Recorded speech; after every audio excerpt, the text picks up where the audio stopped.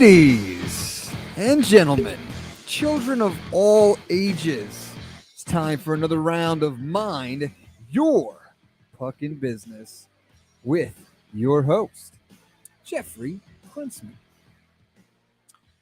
Thank you, Dougie Sticks, from the beautiful studios of Undefeated Media here in Bergen County, New Jersey. This is the Mind Your Puckin' Business podcast, brought to you, of course, by our good friends at the Bamboozle Project. We thank them, as always, for their sponsorship. We encourage you to check out their website at www.thebamboozleproject.com. While you're there checking out the MYPB gear or any of the other cool stuff that they sell, remember at checkout, enter promo code MYPB for 25% off your order. This is episode number 119 on the dial on the SAP feature. That is Ciento Diez Nueve. See, No promises I pronounced that right, but I can tell you I gave it a maximum effort.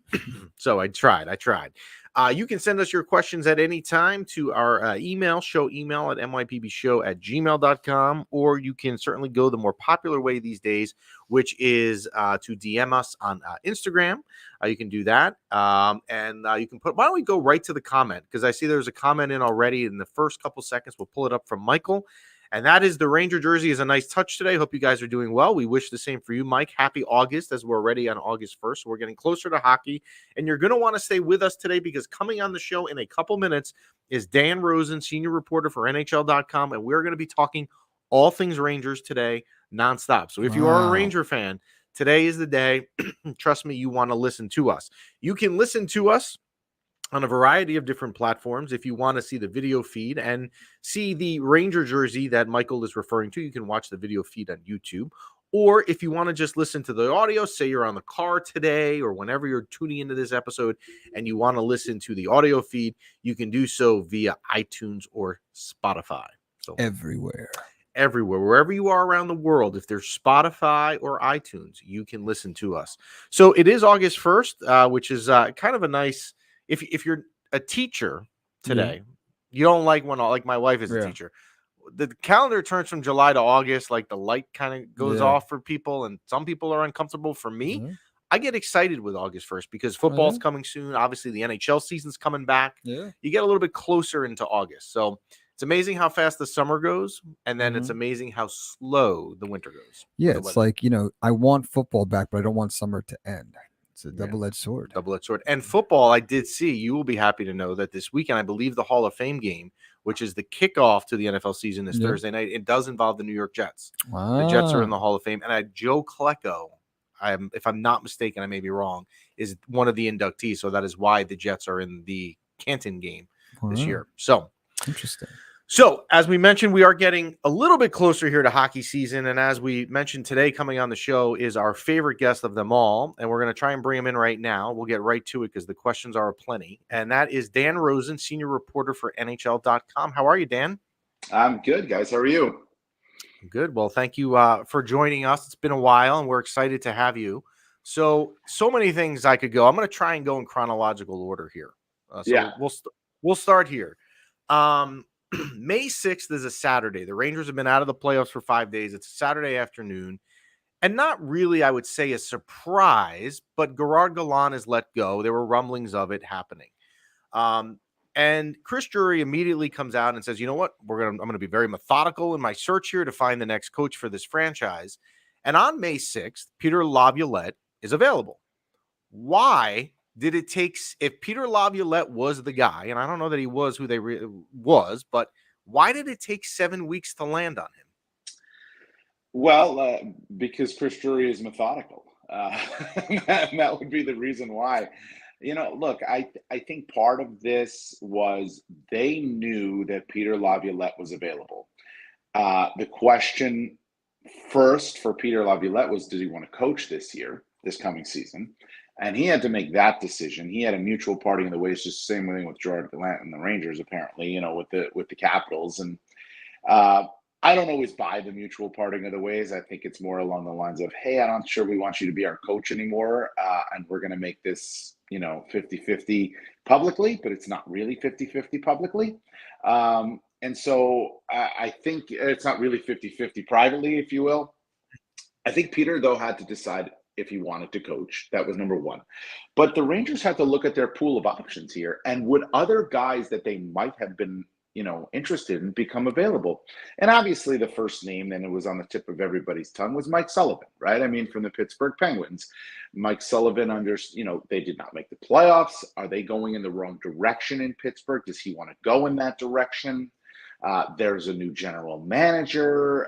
They hadn't chosen one. He was part with the Fenway Sports Group. He was part of the group that was, sort of picking his boss, which is a very weird thing. And I was wondering to myself, is he just doing his due diligence? Is he just doing it to be a good soldier here? They're paying him. And then once the new GM comes into place, is he going to be like, yeah, I don't know that I want to be working with this. I think I'm going to leave. I wonder if the Rangers were thinking along those same lines, or at least what intel they were getting, right? So that was number one. There were other, candidates that they had to look at as well. And I think when the dust all settled around, Mike Sullivan was staying with the Pittsburgh Penguins. Sheldon Keefe was staying with the Toronto Maple Leafs. And they looked around and they said, we need an experienced guy. We're in a 2 to 3 year window here. And that's really what Peter Laviolette's window is with any team he's been with of late. And they said, this is an experienced guy. He's a veteran guy. He knows how to coach. He knows how to win. He knows the division. Obviously, he's coached just about every team in the division. He's our guy. And that's what we're going with. I don't think he was necessarily their number one, their number one choice, or was he the guy? He was the most realistic choice. He wasn't the pie in the sky guy. I think that was Mike Sullivan, and it never really panned out. And Peter Laviolette is a good coach. I mean, this guy has taken lots of teams to the playoffs and deep into the playoffs. So they looked around and they said, there's nobody out there that's better than this guy, and we're going to go get him. And that's what they did for their services. Now, I mean, if they were in a different situation, say, if they were in this situation of, say, the Anaheim Ducks, they wouldn't go get a Peter Laviolette, and Peter Laviolette wouldn't be interested in coaching the Anaheim Ducks. He's looking to coach a team that has a chance to win the Stanley Cup in the next year or 2 or 3, and that's what the Rangers are. So do you think that Chris Drury, as he's going through this methodical process, one of the prerequisites for him as he's looking at coaches is to sit down and say to them, look, you've got to play the kids more. The kids are here, Kakko and Lafrenière in particular, need to have more ice time. If you're going to take this job and you're going to be my guy, you need to commit to playing the kids more. Do you think that was in the discussions when he spoke to candidates? I would imagine it was part of the discussions that these guys, Kakko, Lafrenière, they have to take the next step in their career. I think we've seen Philip Hedl do it. There's more to go there for Philip Hedl. We've seen Keandre Miller do it. There's more to go. We've obviously seen Adam Fox do it. I mean, that goes without saying. So Kakko and Lafrenière, I would imagine those were part of the conversations. Like, how do you utilize them? What do you see in them? Where do you want them to play? Where do you think they're best suited? Can you elevate them? Can they be elevated? Have they earned it? They got to earn it. But I have to think at this point, Kakko is a top 2 right wing on this team right now, the other guy being Blake Wheeler. And Lafrenière just simply where he's situated as a left wing, he's 3rd on the depth chart behind Kreider and Panarin, but we know that. We knew that was going to be the case, but he needs more power play time. And he that is a key. I think a big part of Peter Laviolette and what he's going to have to do, we saw it a little bit at the end of last season after they got Kane, but a big part of what he's going to have to do, he's going to have to create 2 power play units that can both be effective and basically split them a minute each. And that means you got to get Mika, and you got to get Kreider, and you got to get Panarin, and you got to get Fox. And you got to get those guys off the ice after a minute, because Lafrenière needs some power play time. Kakko needs some power play time. Hedl needs some power play time, right? I mean, you need it from these guys. And I think that's a big part of it. They're going to generate their confidence and their offense off of their power play. And are they generating goals? Obviously would be a huge thing, but chances off the power play lead to chances in 5-on-5. And you need more power play time for these players, Lafrenière and Kakko in particular. And if you do, I think you're going to get better play out of them overall. And I think that has got to be a big thing. And that probably was a big talking point with Peter Laviolette and Chris Drury. And how are you going to utilize these guys to put them in advantageous situations? They weren't really put so many advantageous situations in the past 2 seasons. So myself, not a huge fan of the Laviolette hire, but again, there was not a pool of really great candidates here. I mean, you could have went, I guess, Jay Leach. You could have went Jeff Halper and one of these guys, Knobloch in Hartford. I mean, I don't know that they would have been better. There wasn't really that can't miss guy. Like I feel like it was when they hired Gallant. Like Gallant was the guy we all wanted. We got him. Right. There really wasn't that here.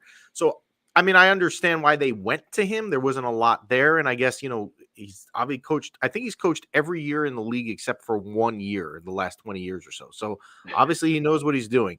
I did love, however, the assistant coach staff that they have now. Pekka, Housley, and this guy Dan Muse, who I guess is a track record for developing young talent. Do you like what they've kind of surrounded him with in the assistant coach staff as well? Well, I mean, they're guys that Peter Laviolette's familiar with. That's most important.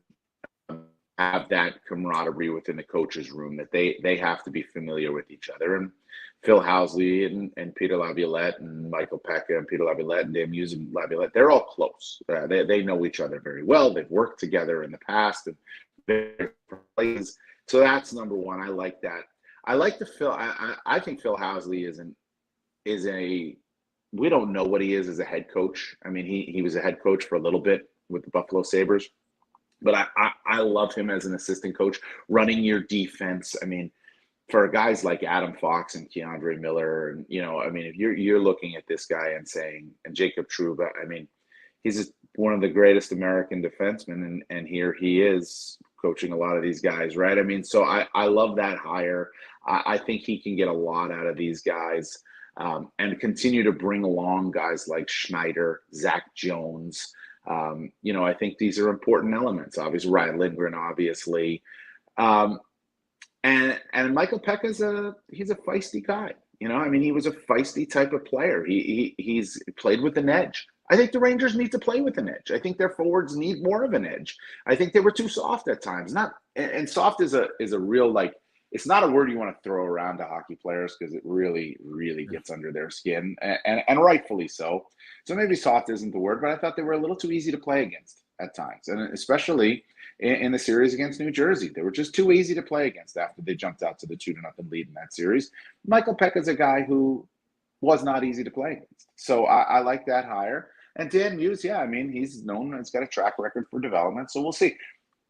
It looks great on paper. Right. I mean, it looks like it's a cohesive coaching unit on paper. We'll see how it translates once training camp opens and how these guys fit and, mesh with the players that are there, because it's still the guys on the ice have to be the ones that get it done. As we all know, there can be great plans in place, but they got to be able to do it. Like Peter Laviolette wants to play an up-tempo style.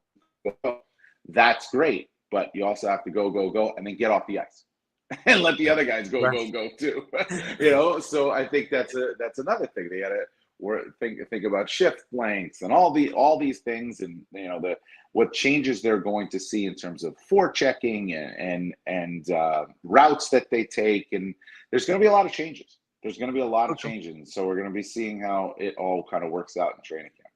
So before we shift gears, I was about to shift into free agency, but we just had a question come across for you from someone, and it's about Peter Laviolette. So we'll pull it up, and that is a question for Dan. What qualities do you think Peter can bring to the Ranger system aside from experience?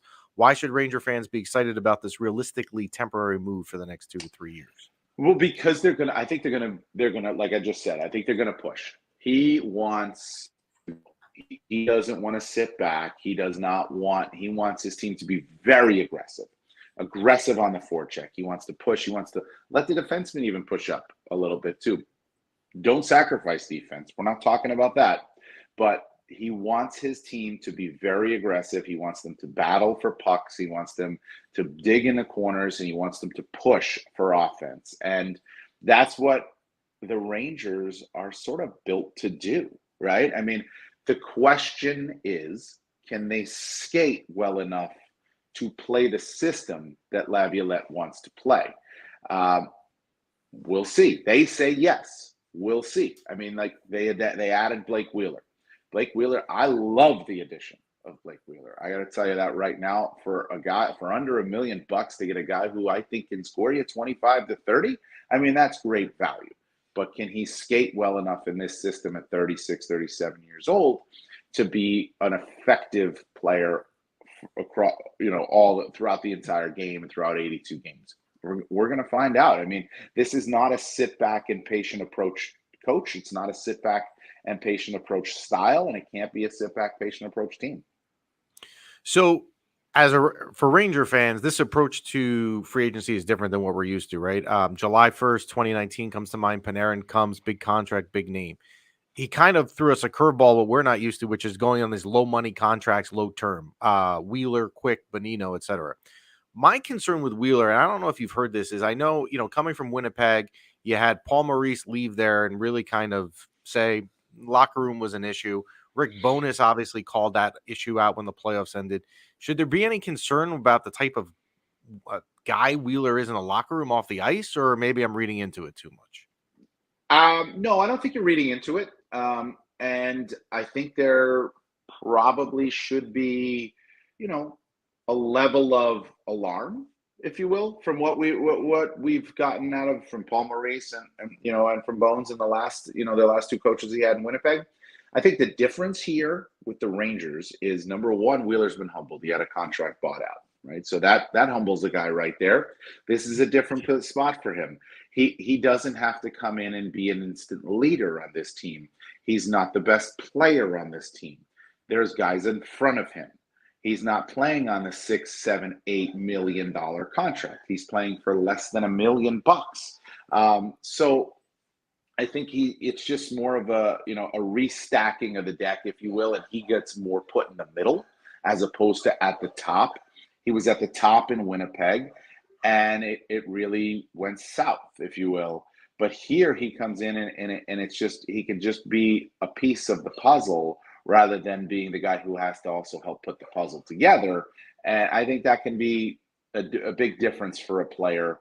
And so it's different for him here in New York versus what it was in Winnipeg. And also, if he wants to continue his NHL career after this season, well, I mean, he's on a 1-year deal now, and it's less than $1 million. Go prove it.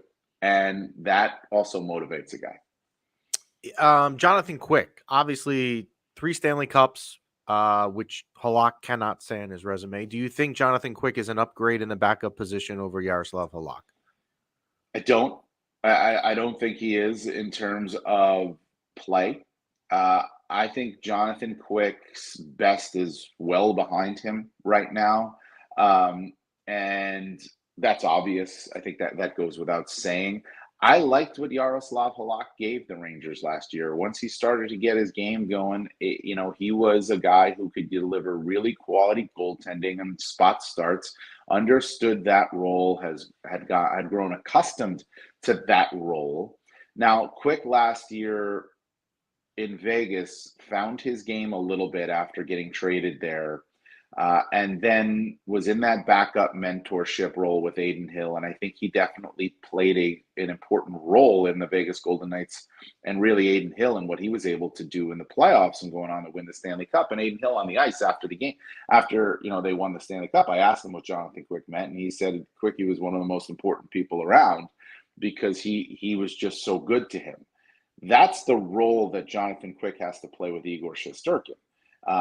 Igor's kind of doesn't need it as much as Adin Hill did, if you will, because he's more proven and obviously way more confident and way more sure of himself and his position in the National Hockey League. But I think Quick helps, and his experience helps, and the fact that he has won the Stanley Cup 3 times helps. He's been where Igor Shesterkin wants to go, and I think that plays a big role. But on the ice, in terms of starts, Jonathan Quick's game has always been very athletic, out of the net, kind of, making those ridiculous-looking saves. But he's not quick enough, pardon the pun. He's not the same guy. He's not the same goalie. If Benny Allaire can get him to play a more safer game, then I think Jonathan Quick can be a guy who wins you 10 to 15 games this season. But if he can't and he wants to keep playing that way, I think it could spell trouble, and that's where the concern comes in. I think with Yaroslav Halak, you knew it was going to be a safer type of game. You knew the type of game you were going to get, and I would say once he got his game going, 3 out of every 4 starts were pretty good. Is Jonathan Quick going to give you 3 out of every 4 starts being pretty good, and that's what you're going to need, and he's going to be able to have to reel that game in a little bit in order to do it. He's also never done this from the start of a season, been a backup. He did it from the start of the playoffs, but he's never done it from the start of a season. Yeah, and when the Rangers schedule came out a couple of weeks ago, and I was, a season ticket holder, I'm looking at it and analyzing it. One of the first things I thought of was it seems like they had so many back-to-backs, which makes me think that the backup goaltender may even be a little bit Yeah. more important this year, because it just seemed like they Saturday, Sunday games. Saturday on the road in Washington, home the next day versus the Kings. I know in December. I mean, there's just a ton of them on the schedule. Last free agent signing we'll talk about is one that I think might be a little under radar, has gone under the radar, and that is Bonino from Pittsburgh. I love the guy. I'm familiar with him. I went to Boston University. He was a Boston University player, so I knew him when he was there. Kind of has some grit. I think he could be a good fit. You think Bonino as well could kind of be under the radar here? It's something Ranger fans like?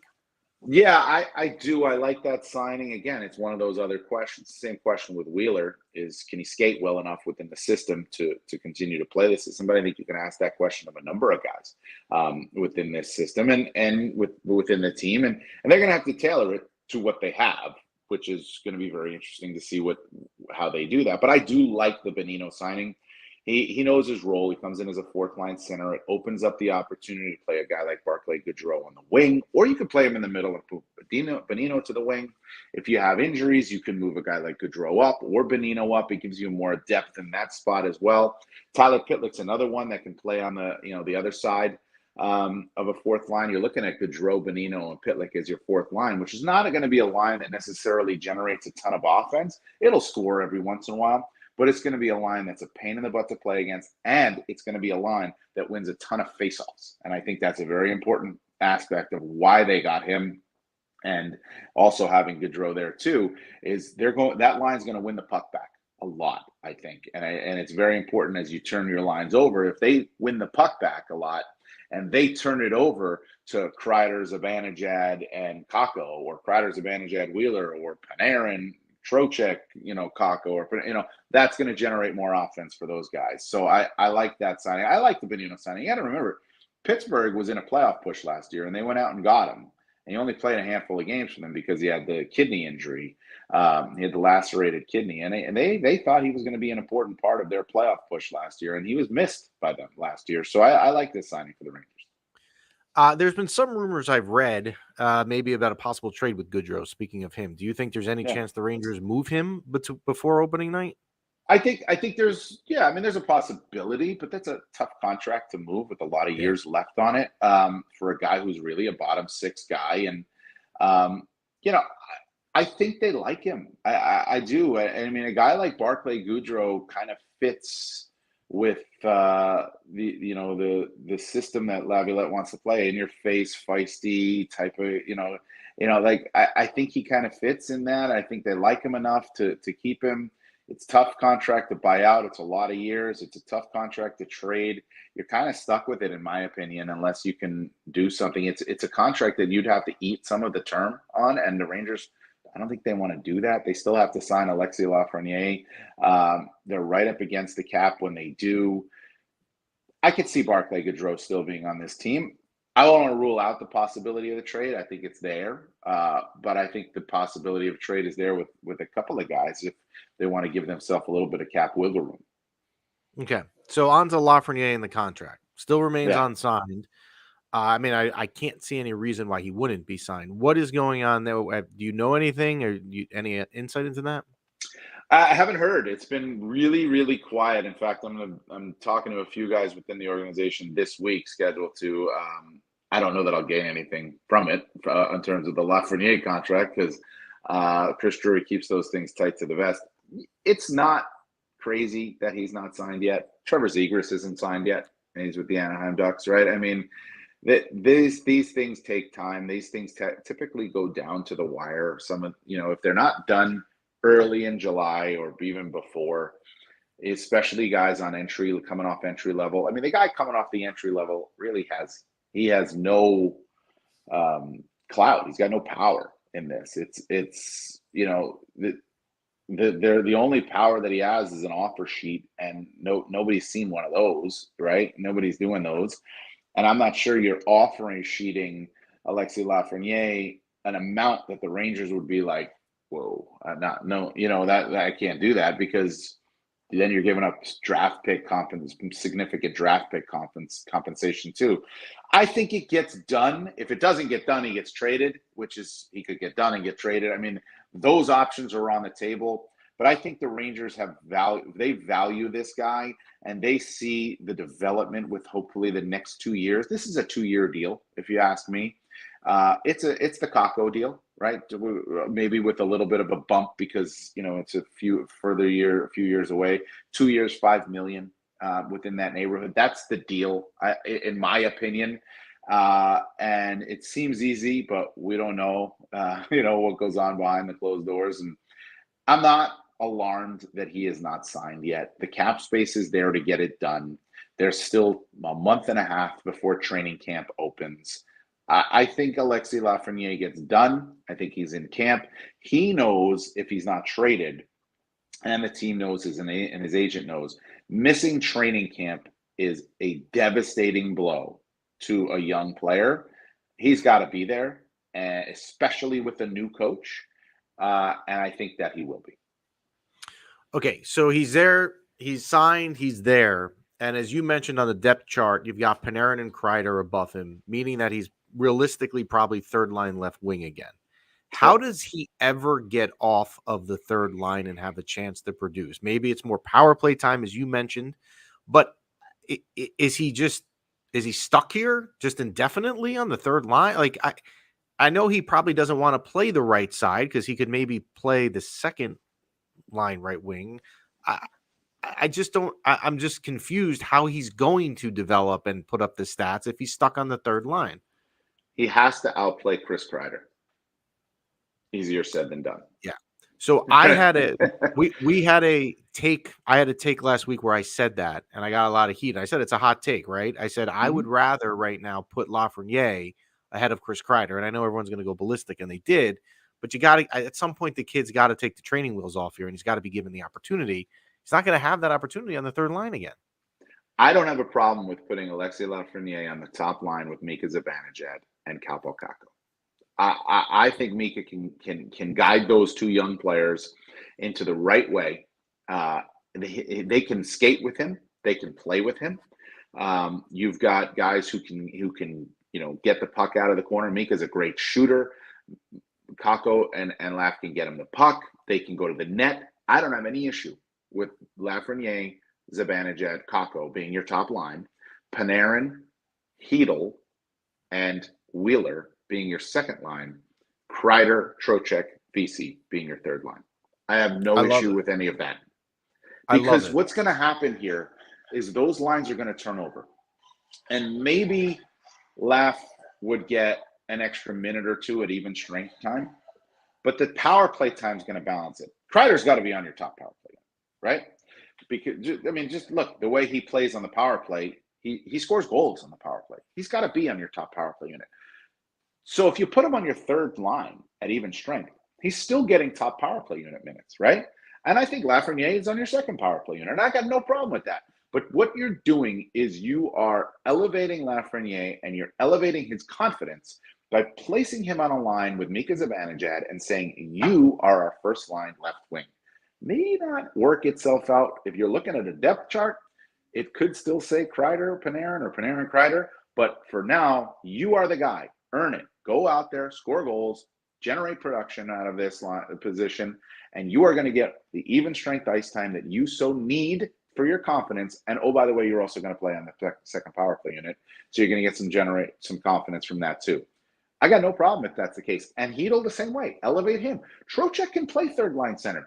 It's fine. It's okay, because what you're doing, if you have those three lines that I just said, is you're giving yourself three lines that can score, and you can play them against anybody, essentially, right? So on the depth chart, it would look at, well, this is line one, this is line two, this is line three, but you could put them however you want against whatever, matchups you want to generate there. And they're a very tough matchup if you do that. And I'll be honest, I have not talked to Peter Laviolette about this, but when I do, I'm going to broach it with him, because I think that is a possibility, and I wonder if he thinks that is also a possibility. Kreider and Zibanejad have been connected, right? And Gerard Gallant never really wanted to disconnect that. He did at times, but he never really wanted to disconnect that.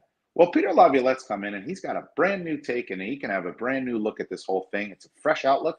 And you know what? They're veteran players. They know how to play apart from each other too.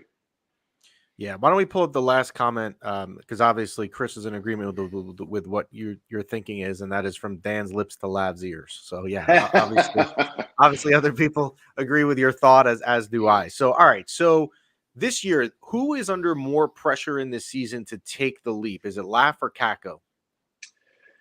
Well, I think that's a good question. I think it's Laugh because we saw the leap he took in the playoffs 2 years ago when they went on that run. He played a really intense game and he was good. And then I think it just fizzled. I don't think he had that level this season. Kakko, you could see it. And I think we all look at Kakko and say, hey, man, if he's going to be our second line right wing or even our first line right wing, right, and continue to elevate his production and be that type of player, you go with it. Laugh, to me, took a step backwards last season, even though he took a step forward in production, not in goal scoring, but he had more points. The pressure's on him. He's no longer the number one pick. He's now a guy entering his fourth year in the National Hockey League who has a lot to prove.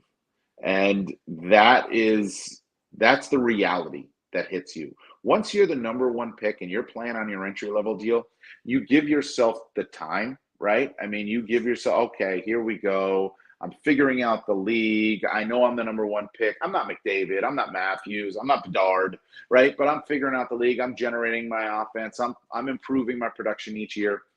Well, you're not anymore because you're off that entry level deal. Now you're on a prove it contract eventually, we'd assume, right? And I think he's got a heck of a lot more to prove than Kakko does. Just in terms of the consistency within his game. Even though Kakko's production wasn't consistent last season, I thought we saw a lot of consistency in his play and the style he played and what he was, the ability to generate chances.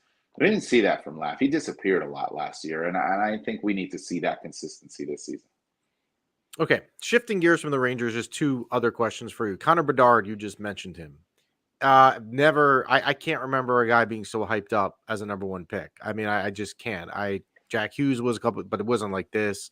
And I don't remember McDavid, in fairness, 8 years ago, whatever it was. I remember Austin Matthews being hyped up, but I don't remember this. Do you think he is a surefire thing to be the next McDavid, Crosby? Is it that guaranteed, or do you think people may be missing something here? Well, I don't know if they're missing anything. I don't know if it's guaranteed either, but I think he's always lived up to the hype at wherever he's gone. Now, it hasn't been the National Hockey League, but any level that he's played at in his very, very young career, he's more than lived up to the hype. And now it's time to do it at the highest level there is. This is Crosby entering the league, at a different time. When Crosby entered the league, you got to remember the league was coming out of the lockout, and he was the saber. He was the face. When it was him and Ovechkin, right? But the hype was like incredible for him as a junior hockey player. It was insane. And Bedard had that level of hype as a junior hockey player. McDavid, same. Different time, obviously. But he had that level of hype too. The difference with McDavid was, there was the question a little bit, even though I don't really think it was ever a question, was McDavid Eichel, who's number one? We all knew it was going to be McDavid. There was absolutely no doubt that Crosby was the number one pick. And there was absolutely no doubt, 100%, that Connor Bedard was the number one pick. And he got a lot to live up to, but man, I mean, he's lived up to everything he's done. And I think the key here for Chicago was, number one, insulate him. They've done that. Taylor Hall, Nick Foligno, they've got guys around him. Tyler Johnson's there. Seth Jones is there, right? So they've put players around him that have been in his shoes, right? I mean, Taylor Hall has been there. He was never the hype that Connor Bedard got, but he's been there, okay? Seth Jones has been pretty darn close to being there, right? So And Nick Foligno is just a born leader, if you ask me. He's just a guy that's just going to come into Chicago and just lead and just take the room and handle a lot of the heavy lifting that goes on with that. So that insulates him. So that's number one. And number two, reasonable expectations for year one. What's reasonable? I think we're going to find out in October what reasonable is. If Connor Bedard comes out of the chute the way Austin Matthews did, well, reasonable expectations is going to be about 70 to 80 points, if not more. If he comes out of the chute a little lower than that, then I think reasonable expectations should be 50 to 60 points. And I think that's okay. That's okay because they're not making the playoffs this year. They're not pushing for a Stanley Cup this year. This is a build. This guy is the centerpiece around a new team. And it's a ton of hype. You insulate him. They've done that. Now make sure that he can handle whatever you throw at him too, before you throw too much at him. And that involves the expectations of what I'm talking about. Okay. Last question. Metro overall. Let's look at the division. I have trying to break it down here. So I have tier 1. I have the Devils and the Hurricanes. I have tier 2 slightly behind them are the Rangers. So I would think that the Rangers top 3 in the division. My next tier, I've got the Caps and the Pens and the Isles. I feel like the Caps and the Pens are kind of, you don't want to count out Crosby and Malkin, but kind of maybe they're on the other side. The Islanders, I'm not really sure. And I have the Blue Jackets and Flyers not obviously being very good. Do you think that's an accurate depiction of the Metro Division right now? Yeah, I do. I think that's exactly how it is. I wouldn't sleep on the Blue Jackets. I'm very curious about the Blue Jackets with Mike Babcock as their new coach and now what they've done defensively. Look, they get Zach Werenski back healthy. They added Provorov. They added Severson. Fantilli, he's probably going to be there, right? I mean, he's not going to get the level of hype that Bedard gets, but let's see what he can do. And obviously in a quieter market than Chicago and a quieter spotlight than Bedard's getting, right? They have Gaudreau. Line A, if they can get Line A healthy for a full season, Patrick Line A can be a 40 to 50 goal scorer if he's healthy for a full season. So I am curious to see what the Blue Jackets can do. And can the Blue Jackets take the spot of, say, the Islanders or the Capitals or the Penguins in that, the third tier, right? Because I think your tiers are right, but the Blue Jackets are the team that's kind of pushing up, whereas I wonder about the Islanders and probably the Capitals, not so much the Penguins. The Islanders and the Capitals dropping down a little bit too. The Islanders have the goaltending, we know that, so that should keep them afloat. We'll see if they really haven't improved. If you ask me, they haven't really done anything. So the Blue Jackets are interesting to me, but I definitely think your tiers are accurate as we look at look at it now here on August 1st. I mean, it's very clear that Carolina and New Jersey are the top 2 teams. The Rangers can push up. They certainly can push up. Yeah. They have the tools to do it. They have the forward. They have the offense. They have the defense. They have the goaltending. They have the coaching to push up. Is it going to all mesh together with Peter Laviolette? That's the question. That's why I think you have them in the right spot there. And I think it's going to be harder on the Devils this year too. Let's not forget about that. I actually had that conversation with Lindy Ruff this year. He at the draft, he goes, no, it's going to be harder because now everybody knows about them, right? Now they're hunted. Now that nobody's going to. It's not. Oh, we got New Jersey coming in. This is a sleeper game. No, not anymore, right? Yeah. And I don't think it was by the midpoint of last season either. But now it's going to be harder. It's going to be harder on Hughes and Heeshear and these guys. So I love what they've done, New Jersey, but it's not going to be as easy. It wasn't easy, but it's not going to look as easy as it did last year at times for them. So the Rangers could push and maybe take their spot. So we'll see. But the tiers now, as you have them, that's how I would have them too. Yeah, the Toffoli trade was great for them. Toffoli's a guy that's going to be very easy to root for if you're a Devil fan. I just worry about their goaltending still. I mean, exactly. You're going to Vanacek is a thing. And you're right about the Blue Jackets. They can only improve. I went to the game at the Garden at the end of the regular season. It was March 28th, I think. They played the Blue Jackets at home. I took my wife and kids. I have never seen a team so bad defensively. I think the Rangers were up 6-0 left. Rangers were just scoring from point blank in front of the net. They weren't even putting defensemen on. I mean, it was like stuff you teach in youth hockey. Yeah, I mean, it was unbelievable. But they can only go from there. And Mike Babcock will be interesting for sure. He'll give you a lot of stuff to write about, I'm sure, Oh, which yeah. is probably good for a writer. So, Yep. Dan, thanks as always for joining us. It's good to talk Ranger hockey on a hot summer day. We're getting closer with it being August 1st. So, thanks for taking the time with us. All right. Appreciate it. Thanks for having me.